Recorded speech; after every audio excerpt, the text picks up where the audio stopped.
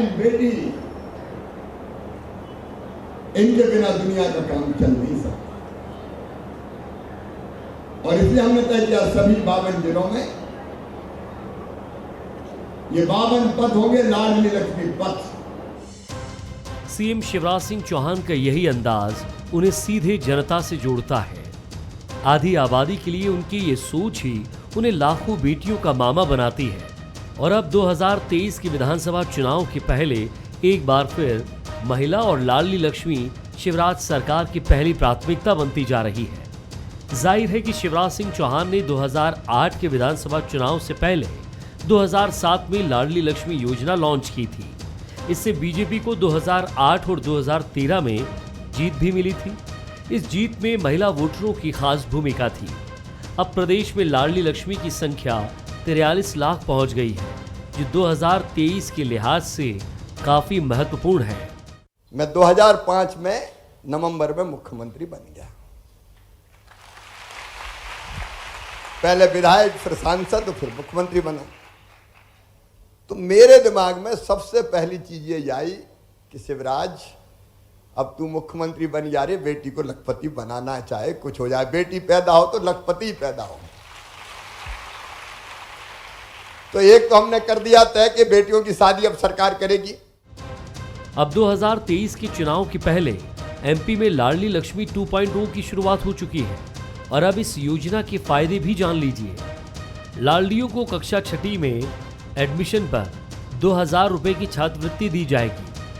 ऐसे ही कक्षा 9वीं में एडमिशन पर 4000, 11वीं में एडमिशन पर 6000 और 12वीं में एडमिशन पर 6000 रुपए की छात्रवृत्ति दी जाएगी। वहीं ग्रेजुएशन में एडमिशन लेने पर 25,000 रुपए प्रोत्साहन राशि दी जाएगी। तो उच्च शिक्षा का खर्च शासन की ओर से दिया जाएगा। इतना ही नहीं, 21 वर्ष की उम्र होने पर और शादी पर 1 लाख रुपए दिए जाने का प्रावधान भी योजना में है। हालांकि कांग्रेस इशारों में इस योजना को बीजेपी की वोट राजनीति से जोड़ रही है। आज शिवराज सरकार ने चुनाव को देखते हुए चुनावी योजना लाडली लक्ष्मी 2 का शुभारंभ किया। शिवराज सरकार जब जब चुनाव आते हैं इस तरह की योजना सामने लाते हैं, लेकिन लाडली लक्ष्मी भी समझ चुकी है कि शिवराज सरकार जब से मध्य प्रदेश में आई है तभी से वो सबसे ज्यादा असुरक्षित है। आज लाडली लक्ष्मी भी इस तरह की मांग कर रही है कि आज सबसे ज्यादा उन्हें आवश्यकता है सुरक्षा और सम्मान की। राजनीतिक विश्लेषकों का मानना है कि सीएम हमेशा ही अपनी अलग अलग योजनाओं के जरिए आधी आबादी से जुड़ते रहे हैं। उनकी इसी पहचान ने विपक्ष के सामने चुनौती खड़ी की है। और अब फिर लाडली लक्ष्मी योजना को मॉडिफाई कर शिवराज ने भांजियों को और सौगात दी है। ऐसे में ये चुनाव के लिहाज से भी काफी महत्वपूर्ण है, क्योंकि 2023 में मामा की भांजियां भी वोट करने के लिए तैयार हैं। नमस्कार, मैं हूं शरद द्विवेदी और आज का हमारा मुद्दा है लाडलियों के मामा। शिवराज जी का अपना अनूठा अंदाज है, अपनी एक शैली है और ये शैली जनता से कनेक्ट की है और इसीलिए इस कनेक्शन में वो एक गहन रिश्तेदारी का भी हालांकि राजनीति है, राजनीति में अनेक चीज़ों को वोट के नज़रिए से देखा जाता है, लेकिन मुझे लगता है, हमें लगता है कि उसमें गलत भी क्या है। आप जीवन में जिस तरह से सफलता के लिए बढ़ते हैं, परिश्रम करते हैं, अपनी योजनाएं बनाते हैं, तो आपकी कोशिश होती है कि आपका धन बढ़े, आपका धन से अधिक सम्मान बढ़े। और 5 साला चुनाव में चाहे राजनेता कोई भी हो, पार्टी कोई भी हो, उसकी कोशिश यही होती है कि इन 5 साला चुनाव में वो जनता के मन तक पहुँचे और जनता के अलग अलग जो वर्ग हैं उन तमाम वर्गों के बीच में वो अपनी लोकप्रियता को बरकरार ही नहीं रखे बल्कि उसमें वृद्धि करे, जिससे चुनाव में उसका प्रतिफल वोट और सरकार बनाने के रूप में मिले। शिवराज जी ने ये जो एक 43 लाख का ये जो लाडली लक्ष्मियों का आंकड़ा है, एक बड़ा फिगर है, क्योंकि 43 लाख लाडली लक्ष्मियाँ, 43 लाख परिवार, 43 लाख माताएं, और ये सब कुछ क्योंकि उनका बहुत सहज अंदाज है, वो बहुत सहज रूप से जाते हैं लड़कियों के बीच में, भांजियों के बीच में, लड़कों के लिए भी उनके पास भांजों के लिए भी योजना है और अपने ख़ास अंदाज में वो अपनी बात रखते हैं और एक इंटीमेट, जिसको एक बिल्कुल ख़ास अंदाज होता है जिसमें वो राजनीति पीछे रखकर बिल्कुल सहज तरीके से मिलते हैं, उसका असर भी होता है। लेकिन ठीक है, राजनीति है, राजनीति के नज़रिए से देखा जाएगा। कांग्रेस इसमें तमाम आरोप लगाती है कि पहले आप सुरक्षा की बात करिए, लड़कियों की, कानून व्यवस्था का मोर्चा, और मध्य प्रदेश बीजेपी रिजिम में ही नहीं, कांग्रेस रिजिम में भी महिला उत्पीड़न के मामलों में देश में जिस तरह की रैंकिंग रखता है वो कोई भी राज्य रखना नहीं चाहेगा उसको। ये एक बड़ा आंकड़ा है जो महिला उत्पीड़न का है मध्य प्रदेश में, और ये बीते करीब 25-30 वर्षों से मध्य प्रदेश के लिए निरंतर चुनौती बना हुआ है। आज इसी विषय पर हम बात करेंगे। तो पहले उन 3 सवालों पर रुख कर लेते हैं जिनके इर्द गिर्द हम केंद्रित रहेंगे। सवाल नंबर 1, क्या लाडली लक्ष्मी योजना फिर बीजेपी के लिए ट्रम्प कार्ड साबित होगी? सवाल नंबर 2, क्या 2023 के लिए बीजेपी का फोकस आधी आबादी पर है? सवाल नंबर 3, क्या बीजेपी ने लाडलियों को सौगात देकर कांग्रेस की टेंशन बढ़ा दी है? तो ये 3 सवाल हैं जिनके इर्द गिर्द ये बातचीत रहेगी। मिलिए उन मेहमानों से जो हमारे साथ हैं। स्टूडियो में मेरे साथ हैं देवदत्त दुबे जी, वरिष्ठ पत्रकार हैं, राजनीतिक विश्लेषक हैं, 3 दशकों से ज़्यादा का उनका अनुभव है। राष्ट्रीय स्तर की पत्रिकाओं से लेकर प्रमुख समाचार पत्रों में उनकी कलम बहुत ताकत के साथ लिखती रही है। बहुत स्वागत है देवदत्त जी आपका। नमस्कार। हमारे साथ हैं प्रताप भानु शर्मा जी, कांग्रेस के वरिष्ठतम नेता हैं और पूर्व सांसद हैं। बहुत स्वागत करता हूं उनका। यशपाल सिंह सिसोदिया जी हैं, बीजेपी के वरिष्ठ विधायक हैं और निश्चित तौर पर अब ज़्यादा समय नहीं होगा कि हम उनको कैबिनेट के सदस्य के तौर पर भी देखेंगे। मुख्यमंत्री जी का विशेषाधिकार है, लेकिन ये जो हमारी टिप्पणी है ये अनन्य शुभकामनाओं के तौर पर ही संप्रेषित है उन तक और बीजेपी तक। देवदत्त जी, किस तरह से देखते हैं आप शिवराज जी की ये योजना जो बहुत ही महत्वाकांक्षी है और जिसको देश के कई राज्यों ने इसी मेरिट के साथ अपनाया है कि एक बहुत अच्छी योजना है, लाडली लक्ष्मी 2, और इसी के साथ निश्चित तौर पर वोट का समीकरण जुड़ता ही है, क्या कहेंगे? देखिए, जिस तरह से आज शिवराज जी ने बताया और लड़कियों और लड़कों के बीच में जो परंपरागत एक भेद था उसको दूर करने की दिशा में लाडली लक्ष्मी योजना उनकी जो कारगर साबित हुई। और स्वाभाविक है, जब कोई किसी राजनीतिक दल का या सत्ता का कोई प्रयोग सफल होता है, जनता उसको स्वीकार करती है, तो फिर उसी में चिंतन बढ़ता है कि इसको अब आगे और किया जाए, और इसका या फिर आध्यात्मिक भाव ये भी रहता है कि हम कैसे और लाभ दिया जा सके। तो दोनों हैं इसमें, एक पंथ दो काज जैसी स्थिति है कि एक तरफ जरा समाज में लड़कियों का जो स्तर है उनको सम्मान मिलना शुरू हुआ है, उनकी आगे की पढ़ाई की सुविधा अब जारी रहेगी, और दूसरी तरफ शिवराज जी की लोकप्रियता भी बढ़ेगी और उससे भाजपा को भी फायदा होगा। कोई कुछ भी कहे, लेकिन जब जातिवाद की राजनीति चल रही हो, धर्म की चल रही हो, क्षेत्र की चल रही हो, तब सीधा एक आधी आबादी को अपनी तरफ खींच लेना, और घर में महिलाएं, बच्ची, आज जो बच्ची है लाडली लक्ष्मी, शादी होकर जहाँ जाएगी वहाँ भी वही मानसिकता लेके जाएगी।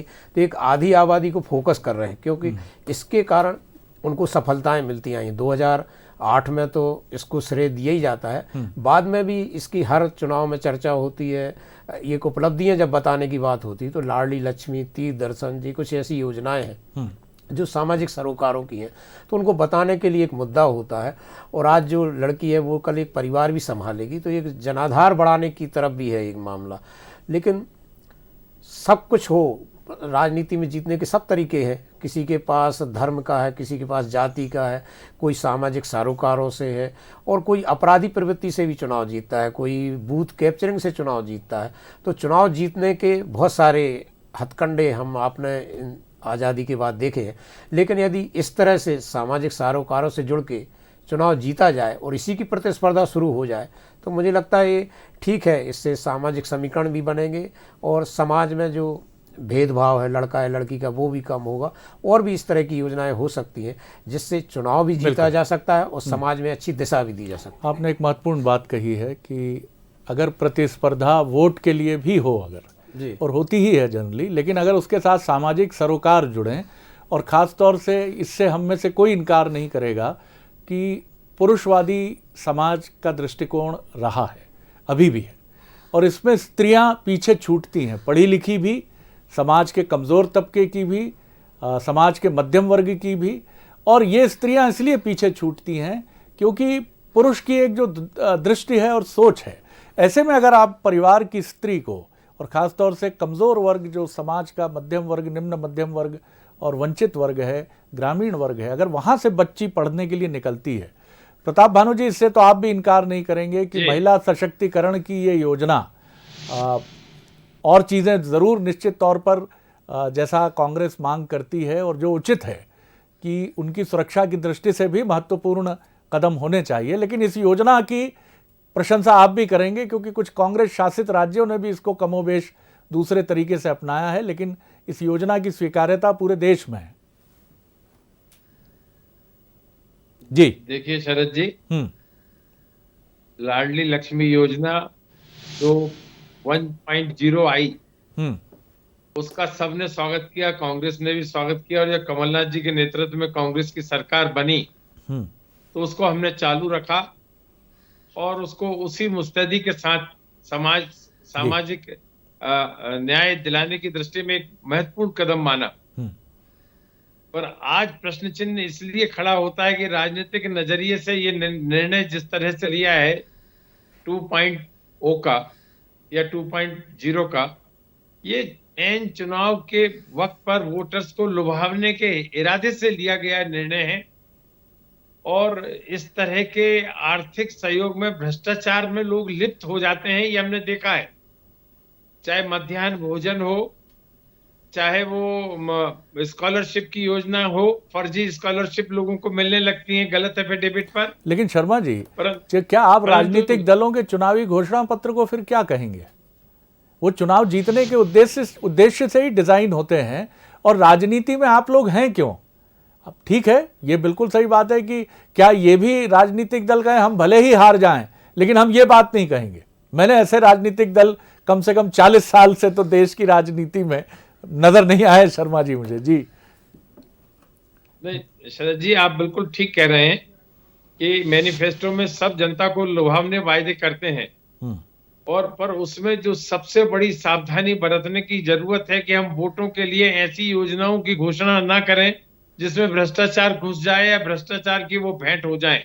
हम इस तरह के वायदे ना करें कि लोगों को हम पूरा ना कर पाए।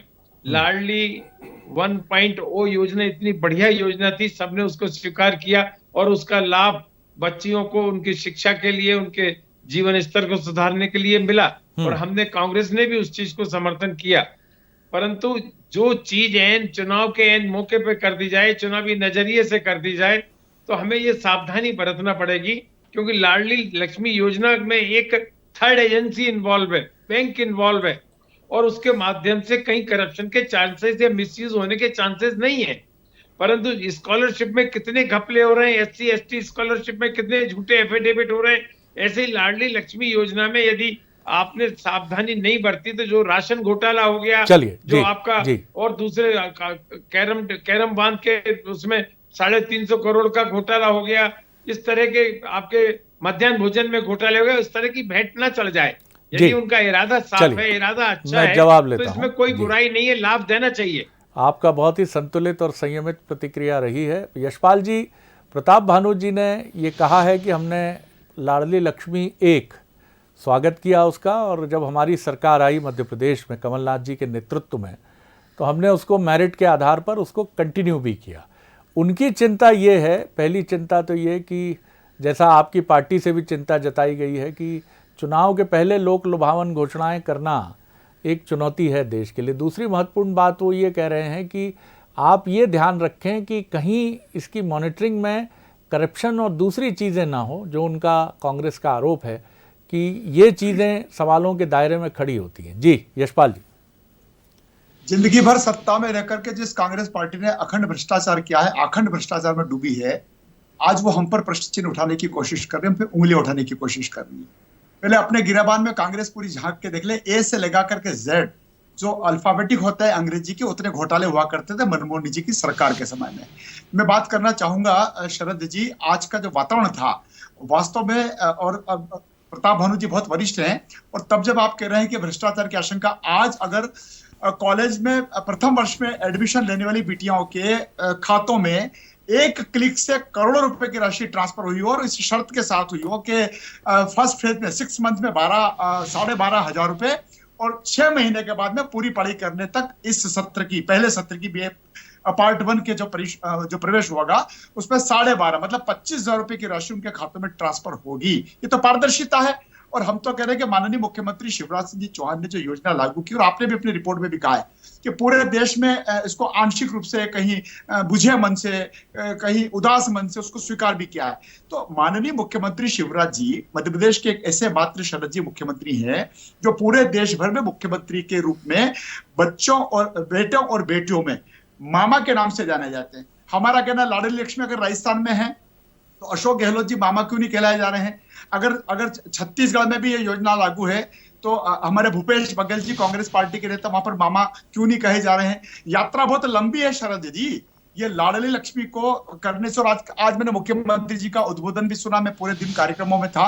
मंदसौर में भी हमने पथ का नाम लाडली लक्ष्मी पथ किया। हमने कलेक्ट्रेट परिसर में एक लाडली लक्ष्मी वाटिका का हमने अनावरण बिटियाओं से ही कराया।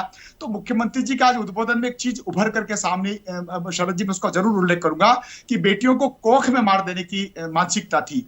और यहां तक मुख्यमंत्री जी ने कहा कि बेटी के जन्म के साथ ही उसके मुंह में तंबाकू डाल दी जाती थी जिससे उसका अंत हो जाता था। ये घटनाएं शरद जी हुआ करती थी। आज लाडलियों के जन्म को लेकर के अभिभावक और माता पिताओं में भी प्रसन्नता है। और एक लाडली ने तो उद्बोधन में मुख्यमंत्री जी से कहा है कि मैं दादी के बाद अगर सबसे ज्यादा किसी को चाहती हूं तो शिवराज मामा मैं आपको चाहती हूं। अब ये वातावरण है। अब इस पर कांग्रेस को लगे कि वोट बैंक की राजनीति कर रही है तो लाडली 1 अगर सफल हुई है तो लाडली 2 को भी हमको जमीन पर लाना पड़ेगा।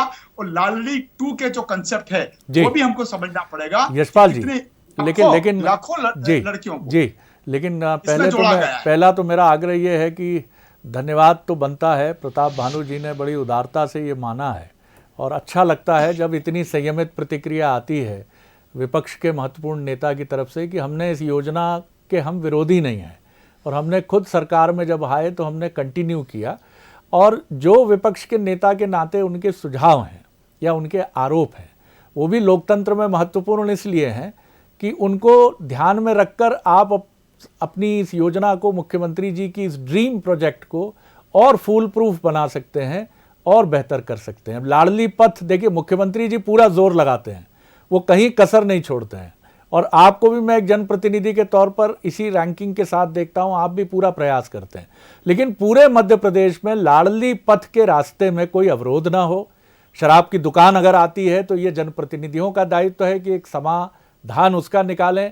लाडलियां सुरक्षित स्कूल से घर पहुंचें, घर से स्कूल जाएं, ये भी आप ही की नहीं, कांग्रेस का भी कोई जनप्रतिनिधि है या किसी अन्य पार्टी का भी है, उसकी भी जिम्मेदारी है।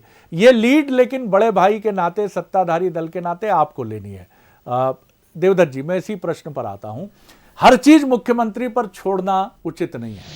वो एक महत्वपूर्ण संकल्पना के साथ, एक अच्छी दृष्टि के साथ, एक सोच के साथ वो योजना आरंभ करते हैं। प्राणपण से उसमें जुटकर उसकी सफलता सुनिश्चित करना एग्जीक्यूटिव का काम है, प्रशासनिक तंत्र का काम है और उसी के साथ उस पर निगरानी करते हुए प्रशासनिक तंत्र के साथ आगे बढ़ना और इस योजना को और चमकीला और सुनहरा बनाना, ये जनप्रतिनिधियों का काम है। क्योंकि चुनौतियां हैं, लाडली पथ है तो वो लाडली पथ पूरी तरह निष्कंटक हो, सुरक्षित हो। जी बिल्कुल, जिस तरह से समाज में आज लड़कियां घर से बाहर निकली हैं, व्यवसाय में, पढ़ाई में, नौकरियों में, उससे कुछ घटनाएं भी बढ़ी हैं। पहले तो घरों में रहती थी तो घरेलू अपराध भी होते थे, लेकिन आज उनकी सुरक्षा की भी आवश्यकता है और इसमें समाज को, सबको सहयोग करने की ज़रूरत है। क्योंकि जब तक समाज जागरूक नहीं होगा, हम कब तक मकान गिराते फिरेंगे, कब तक फांसी देते रहेंगे। इसमें समाज को भी जागरूक होना है, जनप्रतिनिधियों को, मीडिया को, मैं लगता हूँ प्रत्येक आदमी को। तब जाकर यदि हम नौ दुर्गा पूजा करते हैं तो वास्तव में देवी स्वरूप जब हम मानते हैं उनको, हर कार्यक्रम की भी पूजा करते हैं, तो उनकी सुरक्षा के लिए उनके प्रति वो आदर का भाव रखने का सबका दायित्व है। आज मध्य प्रदेश की चर्चा यदि पूरे देश में हो रही है तो लाडली लक्ष्मी के कारण, क्योंकि उनकी सबने वो समझी कि आवश्यकता थी आज के इस दौर में। आप देखें कि 1.5 साल के लिए कमलनाथ सरकार आई तो कन्या विवाह में यदि भाजपा 21,000 देती थी तो उन्होंने 51,000 दिए। यदि आप अच्छी योजना करेंगे तो लोग बढ़ाएंगे ही, विपक्ष भी बढ़ाएगा उसको, उसका कोई काट नहीं है। तो यही प्रतिस्पर्धा हो कि हम अच्छी योजनाएं जैसे विकास की योजनाएं चलाएं, सामाजिक सरोकारों की चलाएं। अब हम बहुत आगे आ चुके हैं आज़ादी के बाद से। हम उसी जातिवाद, धर्म, पाखंड, छल कपट, झूठ के आधार, जोड़ तोड़ के आधार पर चुनाव जीतने या सत्ता पाने की लालसा छोड़ दें और इस तरह के सामाजिक सरोकारों की, विकास की राजनीति और एक जो अच्छे कदम में सब मिलके एक बात कहें, उससे मुझे लगता है कि नई पीढ़ी भी इसी तरह का वातावरण चाहती है और इसी तरह की राजनीति यदि हो जाए तो मुझे लगता है। बड़ी महत्वपूर्ण बात कही है देवदत्त जी। और आज हम देख रहे हैं कि राजनीतिक जगत में हमेशा कुछ सोशल सुधारवादी, सामाजिक सुधारवादी अराजनीतिक व्यक्तित्व तो हमेशा रहे। 1947 के पहले महात्मा गांधी थे। महात्मा गांधी के साथ कई ऐसे नेता थे जो एक अराजनीतिक व्यक्तित्व के साथ पॉलिटिकल रिफॉर्मिस्ट होते थे, सामाजिक सुधारवादी होते थे। आज़ादी के बाद जयप्रकाश नारायण उभर कर सामने आए, सत्ता परिवर्तन के सूत्रपात करने वाले बने। उनके साथ विनोबा भावे चलते रहे। अन्ना हजारे हमें याद आते हैं 2012 के। उसके पहले अगर आप देखें तो बाबा साहब आमटे हैं। अब ये परिदृश्य क्यों शून्यवत हो रहा है? ये जिम्मेदारी, क्या राजनीतिक परिदृश्य या सामाजिक परिदृश्य इतना भयावह हो गया है कि हमें एक विनोबा भावे या जयप्रकाश नारायण जी को देखना कठिन हो रहा है? बड़ा गंभीर सवाल उठा दिया मैंने। बहरहाल एक बार एक टिप्पणी छोटी प्रताप भानु जी से तो अपेक्षित रहेगी इस पर। जी बताइए। ये इसी सवाल पर आप कि सामाजिक सुधारवादी, क्योंकि सर हर चीज सरकार सरकार सरकार नहीं हो सकती। जब दस्युओं की बंदूकें रखवाने में विनोबा भावे जी का भूदान गोदान आंदोलन कारगर हो सकता है, जब सरकारों को दिशा दिखाने में ऐसे अराजनीतिक व्यक्तित्व हो सकते हैं, आज क्या कमी है? क्या बहुत भयानक बिहेड़ हो गया है राजनीति का, समाज का? देखिए शरद जी, आपने बहुत बढ़िया प्रश्न उठाया है। पहले लोग समाज सुधार, समाज के लिए संघर्ष और वो चिंतन उनके व्यक्तित्व में रहता था, चाहे गांधी जी हो, विनोबा भावे हो, आमटे जी हो, या जिनके आपने अभी और भी नाम लिए, ऐसे कई लोग हुए हैं जिन्होंने सर्वोदय आंदोलन वगैरह। आज तो सत्ता की चाह में ये सब चीजें पीछे हो गई हैं। वो संघर्ष का दौर था, अब सत्ता का दौर है। और यही कारण है कि जो देवदत्त जी ने चिंता व्यक्त की कि हमें इनकी सुरक्षा पर, इनके लॉ एंड ऑर्डर पर, बच्चियों की उनके रक्षा पर ध्यान देने की भी उतनी आवश्यकता है। मध्य प्रदेश का नाम वैसे ही पूरे भारतवर्ष में हो रहा है। हमें अकेले इवेंट मैनेजमेंट नहीं करना चाहिए। कोई 2.0 की जरूरत नहीं थी। 1.0 में ही संशोधन करके उसको एक बृहद स्वरूप दिया जा सकता था। उसे इवेंट बनाने की कोई जरूरत नहीं थी, मैं ऐसा मानता हूं, क्योंकि लाडली लक्ष्मी योजना सबको स्वीकार्य थी। पर एक इवेंट करके इलेक्शन के अवसर पर एक मौका परस्ती बताकर वोट की राजनीति करने का काम, ये निहित स्वार्थ का काम किया है। ये बीजेपी का काम नहीं होना चाहिए, ये सरकार का काम है। और सरकार जिसके काम को समाज ने स्वीकार किया और दूसरी कांग्रेस की सरकारों ने भी स्वीकार किया, वो अपने आप में उसकी अहमियत परिलक्षित करता है। शरद जी। यशपाल जी, प्रताप भानु जी ने अपनी बात को फिर दोहराया है। बहरहाल उस पर आपका भी जवाब आ चुका है, लेकिन मैं इस गंभीर सवाल पर भी चाहूँगा एक तवज्जो कि राजनीति से इतर भी एक सामाजिक दायित्व तो हम सब का है, सिर्फ आप ही का नहीं कि आप चुनाव जीत कर आए हैं। प्रताप भानु जी चुनावी राजनीति के एक अहम हस्ताक्षर हैं इसलिए, लेकिन हम सामाजिक सरोकार इसलिए छोड़ रहे हैं क्योंकि अब भौतिकतावाद चरम पर है। हम सबको बढ़िया पैकेज की नौकरी चाहिए। हम सब चाहते हैं हमारा बच्चा कभी भी राजनीति में ना आए।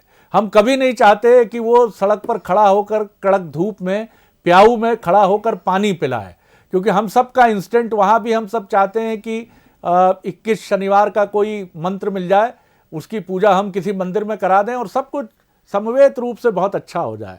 इस समाज में कुछ क्रांति का सूत्रपात भी करना पड़ेगा। क्या हम आप ही की तरफ देखें या फिर आप हमारी तरफ देखें या हम समाज की तरफ देखें?